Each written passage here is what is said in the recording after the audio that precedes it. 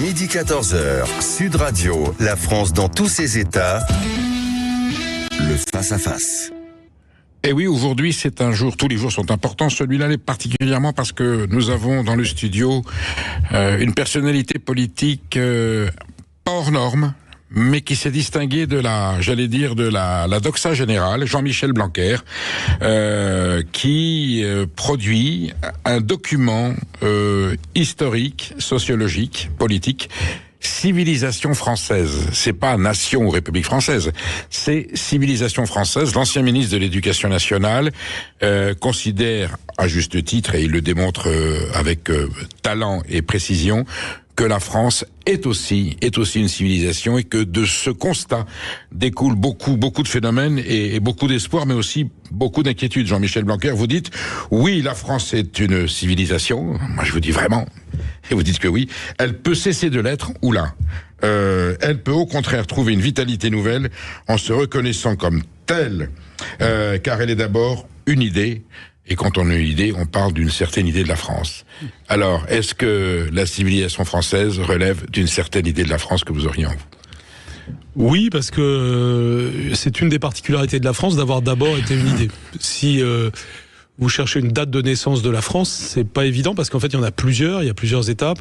Tandis que si vous cherchez une date de naissance de l'Allemagne, vous pouvez essayer 1870 à Versailles. Les glaces à Versailles. Vous pouvez chercher une date de naissance des États-Unis, ça va être 1776, la déclaration de l'indépendance, peut-être une sorte de deuxième naissance avec la Constitution de 1787. Tandis que la France plonge au fond des âges, comme on dit. Vous dites que c'est un récit. C'est un récit. La France c'est une histoire. D'abord, c'est un texte. Oui. Ce sont des textes. Et il faut pas. Certains disent oui, c'est un récit, donc elle n'existe pas, ou c'est une fiction, alors que c'est justement le contraire.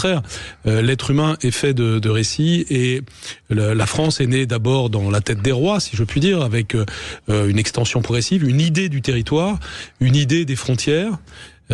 Jules César avait déjà une idée de ces frontières-là, et d'ailleurs un autre Jules, Michelet, nous le dit très bien au 19e siècle. Vous le réhabilitez un petit peu. Je réhabilite Michelet parce que je pense que Michelet fait partie de ceux qui justement scandent ce récit français, et qu'il n'y a rien à démythifier de ce qui a été écrit. Il y a à ajouter, parce qu'en histoire on peut toujours ajouter, mais il n'y a pas à retrancher.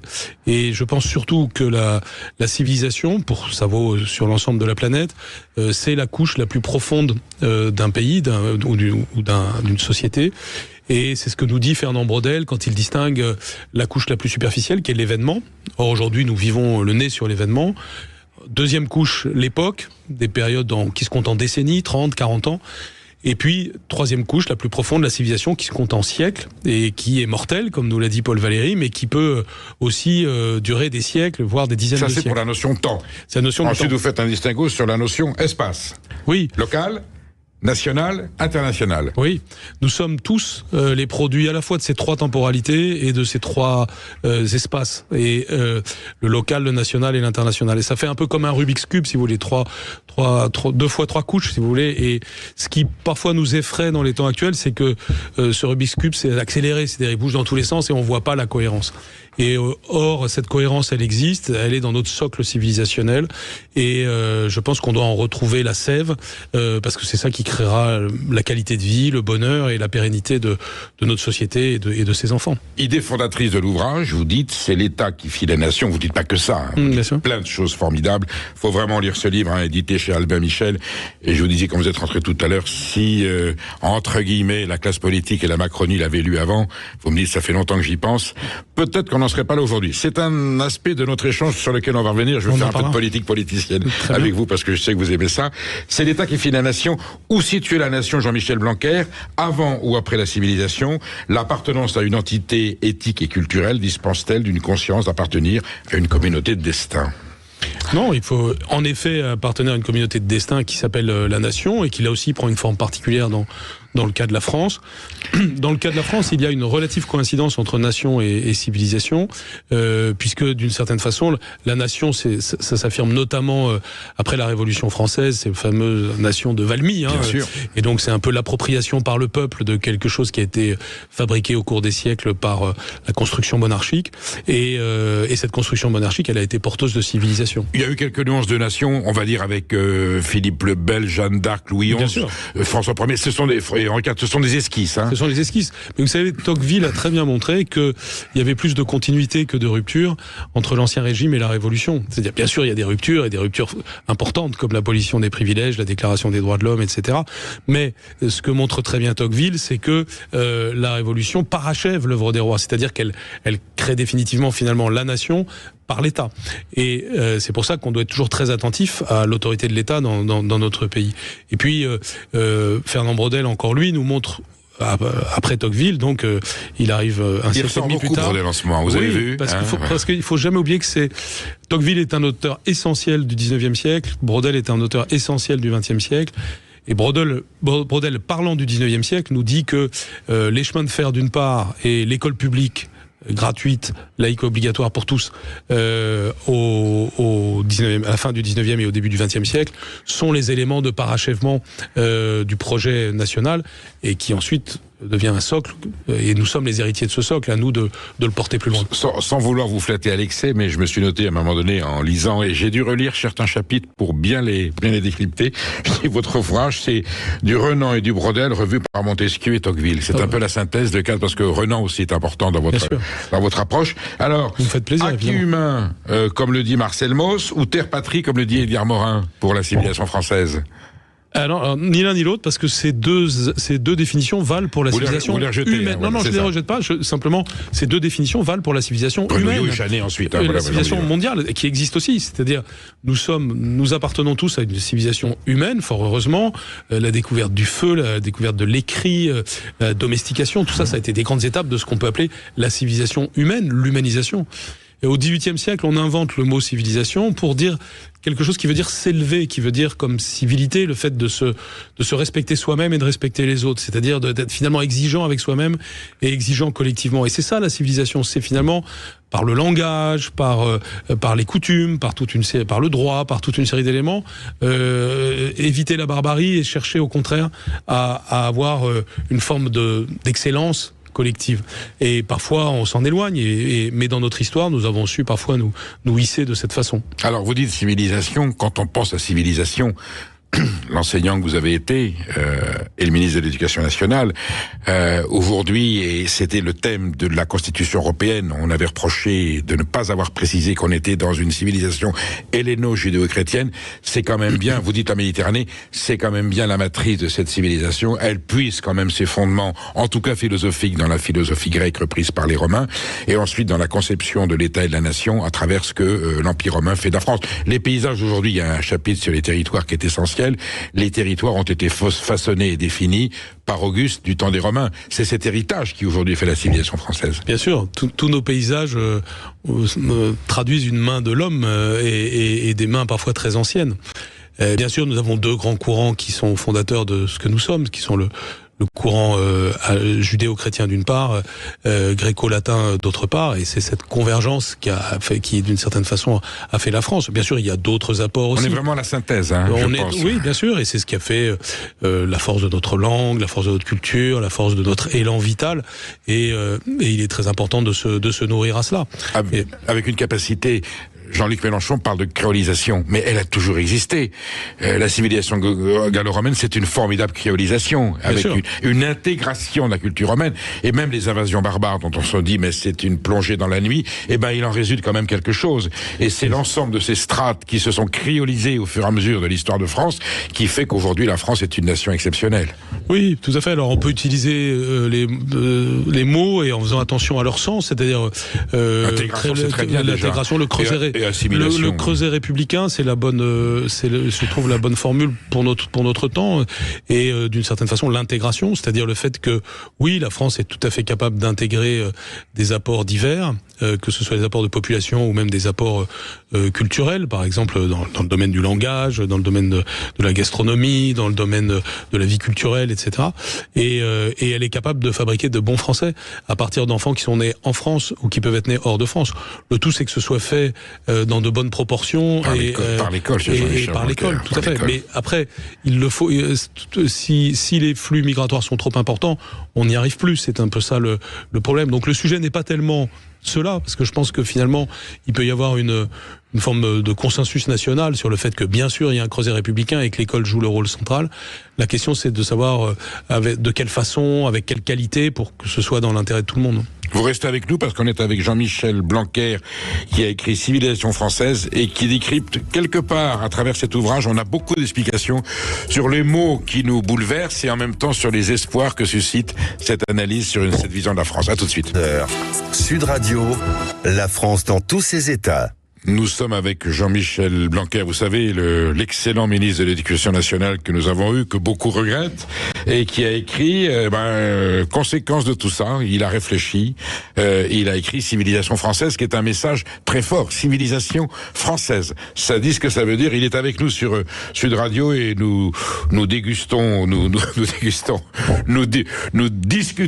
alors non pas à bâton rompu, mais à bâton fleuri, parce que tout ce qui est dit est beau, et on essaie quand même d'aller au fond des choses, parce que ce livre soulève beaucoup d'interrogations et suscite des espoirs. L'idée de Marc Bloch, écrit Fernand Braudel, c'est ce qu'on met dans mon livre, est de replacer la civilisation française dans le cadre européen sans omettre la diversité des composantes des particularismes de la France. C'est vrai que la France, cette civilisation est à deux visages. Il y a le grand État-nation et en même temps vous expliquez, attention, ce grand État-nation n'est rien si on ne tient pas compte de la subtilité des mosaïques culturelles, géographiques, territoriales. Oui, la grande patrie est faite de petites patries et c'est bien pour ça qu'il a fallu un État-nation assez fort pour assembler tout cela. Et ça a toujours été la dialectique française bien particulière, dont les rois, depuis au moins Philippe Auguste, étaient parfaitement conscients. C'est-à-dire que, d'où le fait d'ailleurs qu'ils ont souvent joué le peuple face au baron. Et d'où le fait que l'histoire de France peut être lue presque uniquement de cette façon-là, c'est-à-dire la tension entre centre et périphérie, mais au bénéfice des deux, si je puis dire. L'instant civilisationnel apparaît quand? Alors, il n'y a pas de moment précis, mais il y a un moment donné, on va dire que c'est le début de l'arrivée des Capétiens, plutôt Louis XI, plutôt François Ier, où il n'y a pas vraiment de moment. C'est les textes Est-ce que la chanson de Roland est un acte fondateur? Oui, je pense que c'est vraiment un continuum avec des moments qui, alors évidemment, parfois sont reconstruits un peu rétrospectivement, mais qui néanmoins scandent quelque chose d'un récit français. La chanson de Roland en est un bel exemple, ce qui fait qu'on peut faire à la fois Chrétien une histoire... de Troyes, Villon, enfin voilà, les vieux textes. Il y a une histoire culturelle de la France, il y a une histoire économique de la France, il y a une histoire politique de la France, qui s'enchevêtrent, qui font comme une tresse française. Rabelais, on est dans la civilisation française. Bien sûr, Rabelais, on est au cœur de la civilisation française. Bien sûr. Nous sommes le pays qui est le plus bâti par ses écrivains. Et tout à l'heure, je citais la Pléiade. La Pléiade, on l'oublie parfois, mais ça arrive donc très peu de temps après l'ordonnance de Villers-Cotterêts de François Ier. Bien sûr. Et c'est vraiment des écrivains. Le français comme langue obligatoire du Royaume de France. Exactement. À partir de ce moment-là, le français, à la place du latin, devient la langue du Royaume. C'est donc un acte d'autorité qui vient d'en haut et qui est un acte de civilisation par excellence. Mais vous avez aussi très peu de temps après... Au détriment de la langue régionale avec laquelle vous n'avez pas toujours été sympa. Je me souviens d'une petite... Non, c'est pas exactement ça. On y revient. Je vais en parler. Non, je suis pour les langues régionales, mais pas n'importe comment. Et je m'en expliquerai si vous voulez. Mais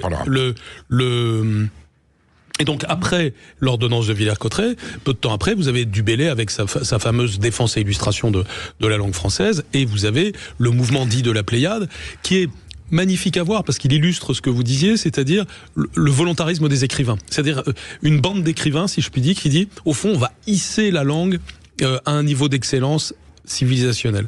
Faire de la langue française quelque chose qui soit digne du latin et qui puisse être une langue de littérature et donc une langue par laquelle tous les Français vont s'élever. Et ce volontarisme, c'est comme après la création de l'Académie française par Richelieu, etc., montre bien que il y a toujours eu une idée de la France et une volonté qui ensuite rencontre un écho dans la population, et c'est ça qui fait la nation française. Vous dites Napoléon conquiert la Russie, ça c'est un acte politique, j'allais dire dans le temps et dans le mouvement, mais quand il fait le code civil, il participe de la civilisation française. C'est ça. Et quand on vit dans ces moments-là, il y a des événements qui paraissent particulièrement importants. Mais en réalité, c'est comme aujourd'hui, si vous voulez, en réalité, derrière les événements, il y a des choses en profondeur qui sont beaucoup plus importantes que ce dont on parle. Et l'exemple typique, c'est ça. C'est-à-dire, évidemment, que l'invasion de la Russie par Napoléon, c'est un événement très très important.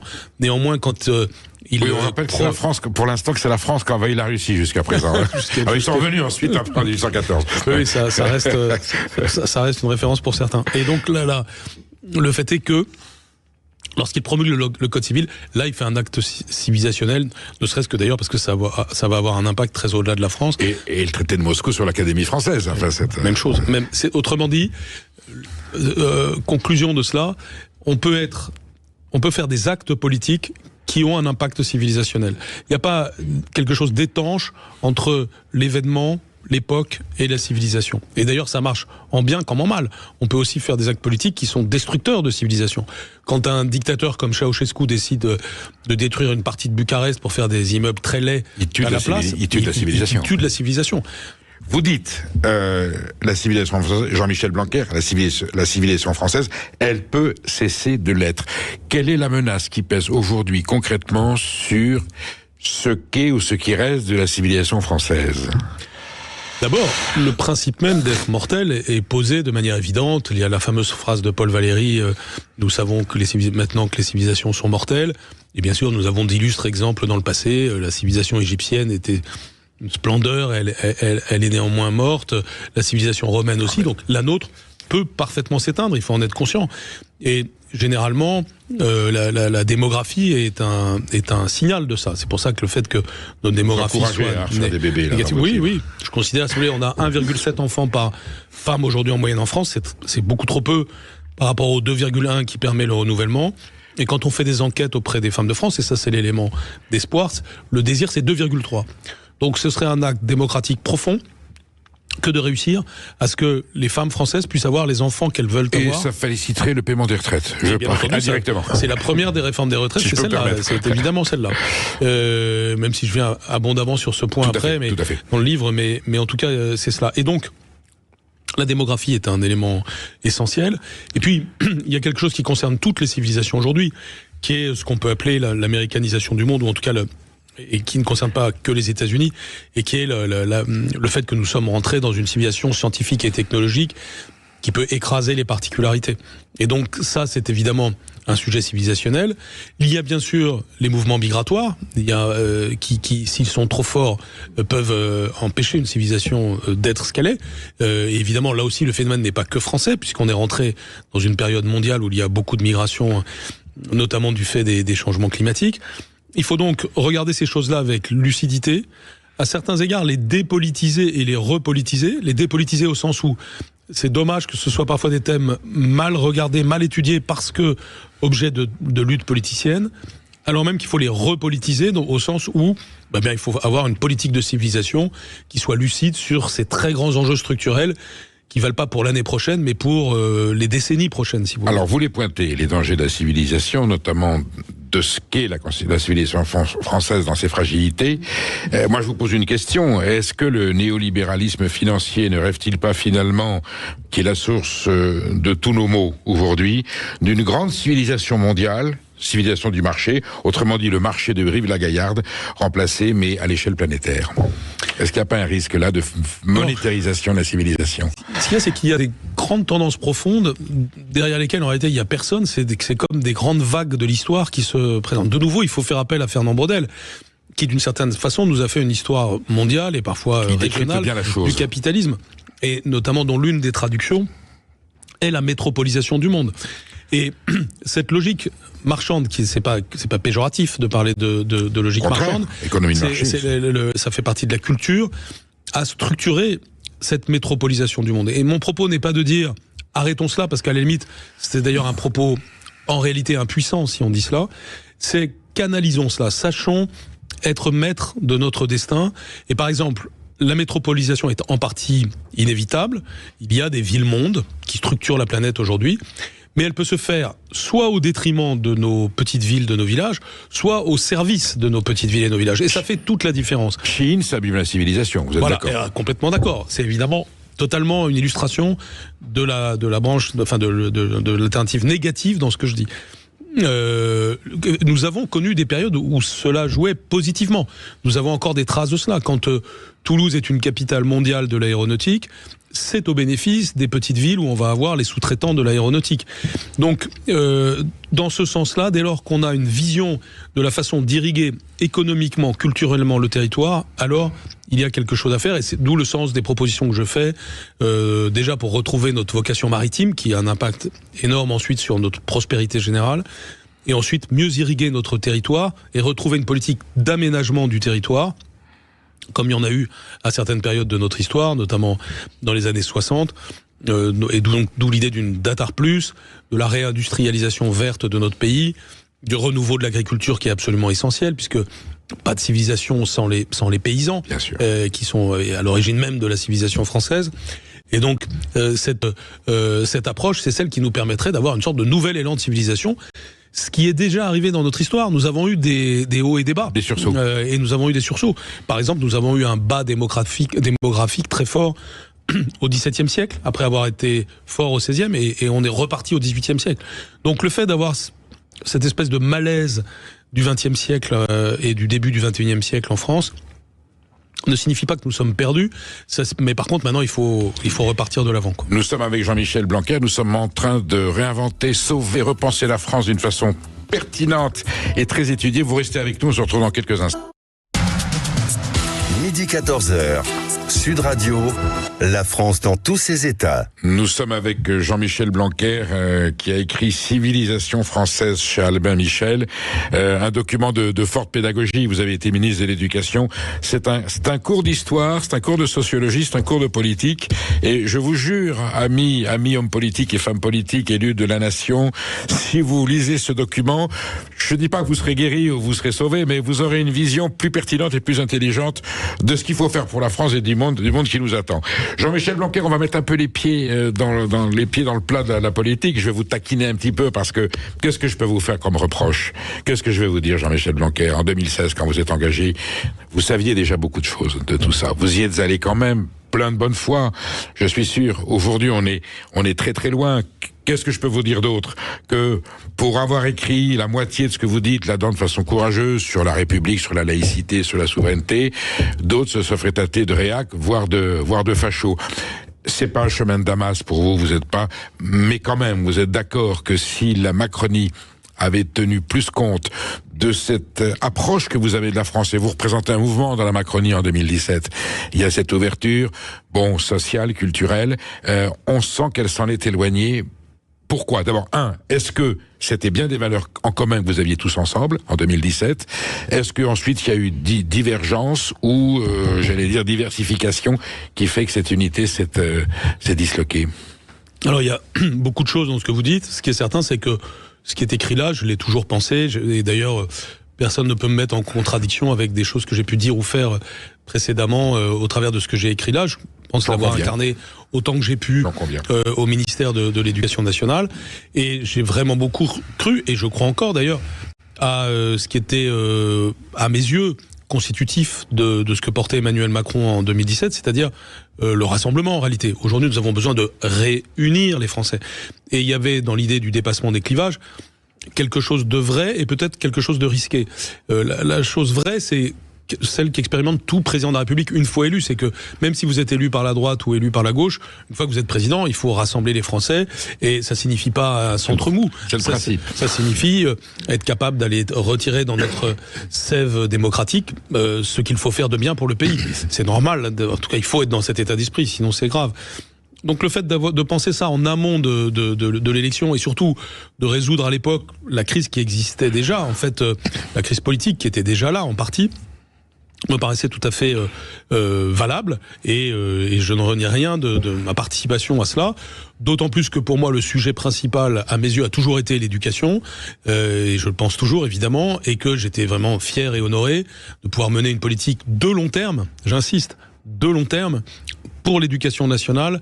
Et donc quand je dis de long terme, c'est que j'avais 10 ans en tête, non pas pour être moi-même 10 ans ministre, 5 ans c'est déjà beaucoup, mais c'est que 2 ministres sur 10 ans puissent vraiment mener une politique dont on a besoin, puisque les sujets éducatifs, comme certains autres sujets, mais plus que n'importe quel sujet, nécessitent une vision dans la durée, de la constance, parce que c'est pas du jour au lendemain que vous faites progresser le niveau des élèves. Il y a eu une dégradation sur une trentaine ou une quarantaine d'années. Donc c'est pas d'un coup de baguette magique que vous allez changer ça, c'est par contre en en plantant quelques graines de la bonne manière au bon endroit. Ce que je prétends avoir fait, bien sûr. Ce qui vous vaut, Jean-Michel Blanquer, d'être à un moment donné en odeur de sainteté auprès de l'opinion française. Vous êtes même pressenti à un moment donné comme étant Premier ministrable. Et puis tout d'un coup, on ne sait pas pourquoi aussi, vous allez nous expliquer, le vent tourne. Je me souviens que moi je dis pourquoi vous êtes conscient des enjeux de ce qui est dans cet ouvrage Civilisation française. Quand vous prescrivez de commencer la scolarité à 3 ans et non pas à 6 ans, c'est que vous avez compris que c'est à la maternelle qu'on réintroduit la civilisation. Absolument. Et plus tôt on le fera, mieux on se portera. On est bien d'accord. Ça, c'est typiquement un message civilisationnel. D'ailleurs, l'instruction obligatoire avait été portée à 6 ans par Jules Ferry. On n'avait jamais changé cet âge jusqu'à 2019. Et on l'a fait. C'était un message sur l'importance de l'école maternelle. Le contexte social n'était pas le même, c'est normal. Bien sûr. Mais c'est plusieurs choses que j'ai eu à dire ou à faire ont suscité une certaine violence des réactions, que ce soit hors de mon camp ou dans mon camp. Introduire du savoir à 3 ans, c'est pas bête. Introduire déjà du savoir dans un petit cerveau de 3 ans. Mais je me suis expliqué de cela dans mon précédent livre qui s'appelait La Citadelle. Tout à fait. Où je montre comment, si vous voulez, à un moment donné, se cristallisent des oppositions contre vous à partir du moment où vous franchissez certaines étapes. La crise sanitaire n'a pas aidé aussi, puisque aujourd'hui, pardon de le dire, mais quand on fait le bilan a posteriori, je rappelle que la France a fermé 12 semaines pendant la crise sanitaire, ces écoles. Les pays voisins, Allemagne ou Italie, c'est 38. Ça aurait pu être pire si vous n'aviez pas été là, Jean-Michel Blanquer, vous vous souvenez? Oui, je le dis. Et vous vous êtes battu pour empêcher la deuxième, voilà. Je me suis, bien sûr, c'est un travail collectif, et merci les professeurs de France d'avoir été de ce combat, et merci le président qui à l'époque, sur ce point-là, m'a pleinement soutenu. Mais en revanche, la violence que vous suscitez dans ces moments-là est extrême. Et il en reste quelque chose après. C'est un peu comme quand vous menez une guerre et puis qu'après la guerre, même si c'est vous qui aviez raison, on vous en veut de quelque chose. Et ne serait-ce que d'avoir incarné ce moment-là. Et donc mais si vous voulez, ce bilan-là, non seulement j'en rougis pas, mais je pense que je l'ai mené de la manière républicaine, avec priorité absolue aux enfants, quitte à prendre moi-même des risques politiques importants. Et je pense que c'est ça, gouverner la France. C'est-à-dire, c'est toujours avoir en tête le long terme, donc notamment les enfants, et savoir parfois prendre des coups. Et donc, pour essayer de répondre plus complètement à votre question, j'aurais aimé que le président de la République, à l'issue de tout cela, me soutienne vraiment. C'est pas ce qui s'est passé, parce que sur des sujets qu'on peut qualifier de régaliens et républicains, en effet, nous avons commencé à avoir des divergences. Et alors qu'à mon avis, je pouvais incarner auprès de lui une des dimensions de ce qu'il pouvait lui-même faire, il a souhaité arrêter avec ça. Je vais être brutal, mais comment est-ce qu'on peut avoir écrit ça, Civilisation française, aujourd'hui, avec tout ce que ça implique, tout ce que ça envoie comme message, tout ce que ça fait comme déduction, et avoir été, à un moment donné, alors vous me direz, c'est pas la même Macronie, mais quand on voit aujourd'hui ce qui est devenu la Macronie autour de ce président, et ce qui est dedans, c'est antithétique. Oui, mais je fais quand même une distinction. Oui, c'est vrai, incompatible. C'est vrai, mais je fais une distinction très forte entre le premier quinquennat et le deuxième quinquennat. Très honnêtement, sur le premier quinquennat, on peut faire un bilan avec un actif et un passif, mais l'actif est là. Il y a des choses bonnes qui ont été faites, et je considère aujourd'hui, si vous voulez, quand vous avez 400 000 enfants qui bénéficient du dédoublement des classes, quand vous avez ce que je viens de dire, quand on a installé devoirs faits au collège, et j'en passe, et des meilleurs. Accordé. Et puis après, il y a aussi tout ce qui a été les informations fausses s'agissant par exemple de l'éducation. Par exemple, on a martelé que les maths et les sciences avaient été abîmées par la réforme du lycée. C'est complètement faux, et je l'ai aussi démontré dans mon précédent livre. C'est le contraire. Au moment où je vous parle, il n'y a jamais eu autant d'élèves en France en prépa scientifique. Donc, des graines d'avenir ont été semées. Le programme France 2030, par exemple, est un programme pertinent pour la France aujourd'hui. Donc il y a des choses qui ont été semées entre 2017 et 2022. Et puis, quelque chose s'est perdu. Ça s'est vu dans la campagne présidentielle de 2022, qui était une non-campagne. Et ce quelque chose qui s'est perdu, c'est, je dirais, la jambe républicaine, c'est-à-dire celle qui nous permet justement d'être rassemblés, réunis, derrière des idées simples comme l'autorité de l'État, la laïcité, le partage de la valeur par toute la nation. Tous ces sujets-là sont des clés de l'idée républicaine. Et c'est ça qui peut rassembler les Français, et c'est ça qui s'est perdu. Vous dites à un moment donné que les forces qui s'avancent en souhaitant la fin du vieux monde réfléchissent à 2 fois avant de briser l'une des pierres angulaires de la civilisation humaine. vous adressez directement à Emmanuel Macron, on est d'accord, puisque le leitmotiv de 2017, c'était que le nouveau monde allait remplacer l'ancien monde. On a vu ce non, que ça a c'est donné. pas du tout. J'ai pas spécialement à l'esprit. Non, j'ai vraiment à l'esprit. Vraiment, vous êtes sûr ? Bon. Non, mon regard va au-delà. C'est-à-dire, je pense que il a même pas droit à cette interpellation. Non, mais puis en plus, si vous voulez, désormais être contre le président est devenu tellement un sport national, si vous voulez, que j'ai plus envie d'y jouer. Et vous pourriez, parce que vous avez été vraiment une des victimes injustes. Oui, c'est vrai que j'ai de ces choix politiques. J'ai quelques couteaux dans le dos, je vous l'accorde, mais néanmoins, je reste en vie et je sais faire la part des choses et ne pas être ne pas crier avec les autres. Mais en revanche, ce qui est au-delà de ça, ce qui est très important, c'est que il y a beaucoup trop de désinvolture chez certains. Et je pense par exemple aux élites technologiques, à ceux qui sont dans le monde de la tech, etc. Beaucoup trop de désinvolture par rapport à ce qui est le socle civilisationnel. Quand on fait ça, ça revient à se couper de ses racines. À l'éducation, par exemple. Quelle est aujourd'hui, en deux mots, la grande faille de notre système d'éducation nationale? Alors vous me direz, je vais vous dire, il y en a plusieurs, mais 10 jours ne suffiraient pas. Sans revenir sur des choses que j'ai eu à affronter dans le passé. Par rapport à la civilisation. Et qu'est-ce qui fait du mal à la civilisation à l'école? Ce qui fait du mal à la civilisation, je vais vous dire très simplement, nous savons aujourd'hui, pour la France comme pour d'autres pays, notamment ceux qui ont des langages alphabétiques, que comment on entre bien dans la lecture, l'écriture et les mathématiques. Il y a des choses parfaitement démontrées. C'est basique, là. Hein. C'est basique. Ces choses-là, j'ai fait tout ce que j'ai pu pour les mettre en œuvre, et c'est ce qui contribue à certains progrès du premier degré en France aujourd'hui. Parce que je tiens vraiment à le dire devant vos auditeurs, on entend tout le temps que le niveau se dégrade. C'est vrai en partie, mais pas partout, et pas à l'école primaire aujourd'hui, où il y a une espèce de début de petit bourgeon des politiques que l'on a menées. C'est petit, c'est faible, ça n'a pas été suffisamment piloté depuis 2022, mais il y a une étude, notamment, et c'est vérifié, il y a notamment l'étude Pearls de 2023 qui le montre, ou même, regardez les dernières évaluations nationales qui sont sorties il y a quelques jours.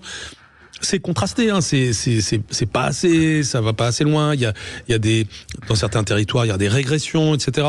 Mais quand on veut, on sait de quelle façon progresser. Et je vous dirais par exemple un exemple que j'ai, parce que je suis un ancien recteur de Guyane aussi. Tout récemment, on a mis en œuvre ces outils-là en Guyane et on a des progressions spectaculaires. 7 points de mieux en lecture au CP, c'est énorme d'une année sur l'autre. Eh bien, on le sait. Certains pays francophones d'ailleurs qui ont regardé ce qu'a fait la France l'ont fait et progressent vite, et nous ne progressons pas assez vite parce que vous avez des résistances de terrain sur ces sujets-là, et donc ça c'est civilisationnel parce que nous sommes une civilisation si tout le monde est à l'aise avec les savoirs fondamentaux, lire, écrire, compter, respecter autrui, c'est fondamental pour faire société. Eh bien, on sait comment faire et on a commencé à le faire, on le fait pas assez vite, pas assez fort, parce qu'il y a trop d'idéologie qui est mise par certains face à cela. On est avec Jean-Michel Blanquer, nous dissertons civilisation française avec un échange passionnant. Vous restez avec nous et on conclut parce qu'il y a encore beaucoup de choses à dire. Midi 14h, Sud Radio, la France dans tous ses états. Nous sommes avec Jean-Michel Blanquer, auteur de Civilisation française. C'est plus qu'un programme, c'est un projet, c'est une histoire, c'est une analyse non seulement de l'histoire de France, de la société française, et en même temps, un recueil de projets pour l'avenir. Vous dites, Jean-Michel Blanquer, à la fin de votre ouvrage, la question existentielle nous est posée, l'éternelle question existentielle, être ou ne pas être. Donc là, on est chez Shakespeare. Continuerons-nous à vivre à hauteur de civilisation? J'entends déjà les cris d'orfraie de certains à la seule évocation de ces mots. Ne les écoutons plus, ils sont les apôtres du déclin, et à leur façon, ils le chérissent car ils ont cessé de vouloir. Laissons-les à leur projet de néant et tournons-nous vers notre France aimée. La France était là avant nous, elle est là après nous. Il nous appartient de la redresser, loin des idéologies et des modes, en refusant autant l'immobilisme que l'agitation sans boussole. C'est en marchant l'œil rêvé à notre étoile que nous continuerons à faire civilisation. Vous êtes sacrément optimiste quand même. Nous devons l'être. C'est d'ailleurs un devoir que nous avons vis-à-vis de nos enfants. Moi, ce qui me frappe, c'est que nos enfants ne vivent pas avec des problèmes matériels plus grands que ceux que nous avions quand nous avions leur âge, en général ou en moyenne. En revanche, les discours qui environnent nos enfants sont beaucoup plus gris que ceux que nous avions quand nous étions enfants. Et évidemment, c'est une sorte de cercle vicieux, c'est-à-dire le pessimisme entraîne le manque de confiance en soi, qui lui-même entraîne finalement un mal-être. Et on parle beaucoup de la santé mentale des jeunes aujourd'hui. À mon avis, un des ingrédients, pas le seul, mais c'est cette espèce de sinistrose que nous entretenons à tort. Donc notre pays doit retrouver le sens de la vaillance. Vous voyez, quand vous regardez l'équipe de France de rugby, aujourd'hui ou dans les temps précédents, elle a gardé ça. Et le rugby français garde cet esprit français, par exemple, de perdre beaucoup à la première mi-temps et finalement de gagner la partie en se revigorant en seconde mi-temps. Cette vaillance française, comme dirait Albaladejo, cette capacité à être créative et cette capacité aussi à croire en soi, cette énergie, ce qui faisait l'admiration du monde jusqu'à ce que nous ne croyions plus en nous-mêmes. On doit la retrouver et nous le devons à nos enfants. Que disent les Italiens, la furia française, la bataille de... Oui, absolument. Dès le XVe siècle, ce mot est utilisé par les Italiens parce que tout simplement ils ont vu l'énergie française dans la bataille. Et les armées de Valupier de 1793 à Valmy, c'est la même chose. Et c'est la vaillance française, bien sûr, comme les troupes napoléoniennes d'ailleurs. Et donc cette vaillance, on doit la retrouver. Encore une fois, je ne dis pas ça parce que je serais un optimiste béat qui voit pas les problèmes. Les problèmes, je les vois, ils sont énormes, et c'est ce que je décris aussi dans le livre. Vous dites que ça peut capoter, surtout. Et je dis même qu'on peut effectivement, on peut périr. Le péril existe, donc je ne le nie pas. En revanche, là où est le péril, naît aussi l'espoir. C'est ce qu'a dit Hölderlin, et c'est vrai. Bien sûr. Je recevais tout à l'heure Arnaud Benedetti, puisque le président de la République s'est inquiété qu'aux prochaines élections, ça soit l'intelligence artificielle ChatGPT qui détermine ou j'allais dire incite le vote des Français. J'ai envie de vous poser une question, parce que vous abordez bien entendu la question du numérique, très importante. Est-ce qu'il y a un risque, si tout ce que vous avez évoqué sur cette perte de valeur, cette perte de repères, cette renonciation à des principes, que finalement l'IA devienne une CA, c'est-à-dire l'intelligence artificielle devienne une immense civilisation artificielle. Il y a un risque potentiel ou non? Oui, comme sur tous les sujets, nous sommes à la croisée des chemins, c'est-à-dire on voit bien que ce serait en quelque sorte le pompon, si vous me permettez l'expression, l'acmé d'une tendance qui existe depuis plus d'un siècle, et qui est la technologisation du monde et la disparition de l'humain derrière la technologie. Ce risque-là, il existe. L'hypothèse inverse existe aussi. Notre maîtrise de l'intelligence artificielle peut nous apporter énormément. Lorsqu'il s'agit de maîtriser des problèmes complexes, par exemple demain le renouveau de la biodiversité sur notre territoire, voilà un grand sujet. Moi je crois, et c'est d'ailleurs des sujets auxquels je travaille très concrètement, au fait que on peut sur un territoire donné renouveler la biodiversité, la rénover, la retrouver. Voilà un élan civilisationnel de sursaut. Eh bien, l'intelligence artificielle peut être un outil pour des choses pareilles, parce que c'est des choses très complexes qui nécessitent du calcul sur les interactions du vivant. Et donc demain, l'intelligence artificielle peut être à notre service. Et donc l'enjeu, pour le coup, c'est un enjeu français, mais c'est un enjeu mondial, universel, sur la destinée humaine. Et la France doit apporter sa pierre, non seulement dans la réflexion, mais dans l'action là-dessus. De nouveau, nous ne sommes pas nécessairement à la traîne là-dessus. Parmi les meilleurs ingénieurs du monde sur l'intelligence artificielle, vous avez des Français. Vous avez une certaine façon française de voir le monde qui est adaptée au défi des temps que nous abordons. Pour autant, science sans conscience n'est que ruine de l'âme. Vous acquiescez à 3000% cette phrase de Rabelais. Bien sûr. Et on est en plein dedans là. Et on est en plein dedans, tout à fait. Et donc nous savons ce que sont les problèmes. Nous pouvons entrevoir ce que sont certaines solutions. Encore faut-il avoir l'énergie et la volonté d'aller, c'est ce que j'appelle la charrue qui guidée par une étoile, c'est-à-dire il faut savoir pourquoi on veut faire les choses et vers quoi on veut aller. Et donc ça nécessite d'avoir un projet de société qui est un projet de civilisation. Aujourd'hui, il n'y a que les extrêmes qui proposent quelque chose comme un projet de société aux jeunes en particulier. D'où certaines dérives contemporaines. Et même si vous regardez le fondamentalisme islamiste, à sa façon, il propose quelque chose. Quelque chose nous paraît tout à fait à écarter. C'est un projet. Mais c'est un projet. Le marxisme aussi en est éteint. Le marxisme en est éteint. Des projets comme ça peuvent exister. Si on est républicain et démocrate, on doit souhaiter un projet de société républicaine et démocrate qui fasse envie aux jeunes, qui disent demain ça ira mieux, et ça ira mieux parce que on va réhabiter nos villages, parce qu'on va renouveler notre industrie et notre agriculture, parce qu'il y aura de quoi faire, parce qu'on pourra fonder des familles, qu'on pourra vivre heureux en France, parce qu'on sera fier de notre culture, etc., etc.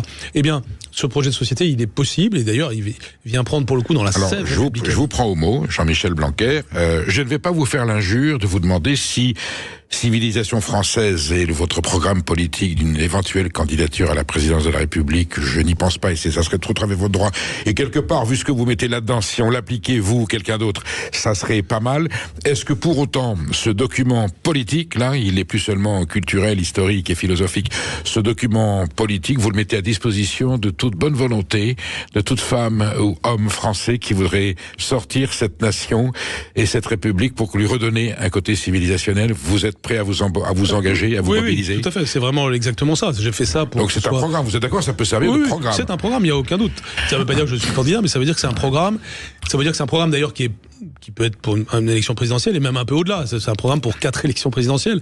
L'horizon fixé, il est autour de 2050. Par exemple, quand je dis que nos 2 grands ports, qui sont Le Havre et Marseille, doivent devenir des ports de premier plan européen et pouvoir faire jeu égal, voire dépasser les ports du nord de l'Europe, c'est évidemment un programme à 30 ans. Mais c'est ce qu'on était capable de faire autrefois, ce que faisait la DATAR sur l'aménagement du territoire. Et la planification. Et la planification, bien sûr.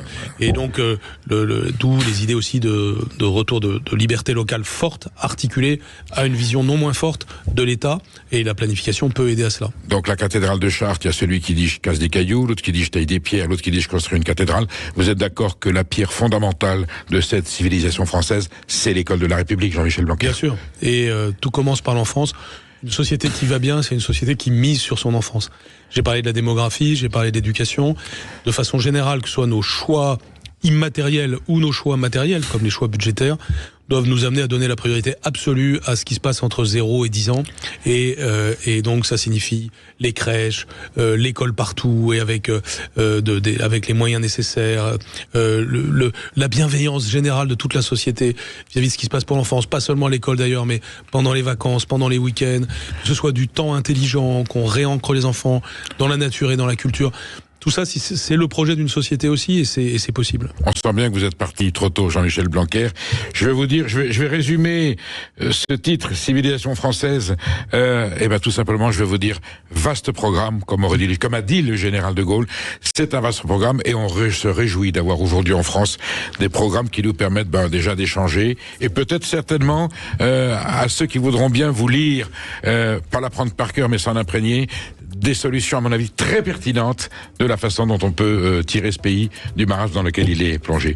Merci d'être venu, Jean-Michel Blanquer. Merci à vous. Merci. À très bientôt. Je pense qu'on aura l'occasion de se revoir, parce que ce qui est contenu dans ce livre suscitera certainement, des interrogations auxquelles l'actualité demandera des réponses. Pour l'instant, on va rejoindre Brigitte Lahaye. Alors, c'est pas civilisation française, c'est civilisation de l'amour et des sentiments, mais ça fait partie aussi du bonheur d'être français. Merci Jean-Michel Blanquer. À bientôt.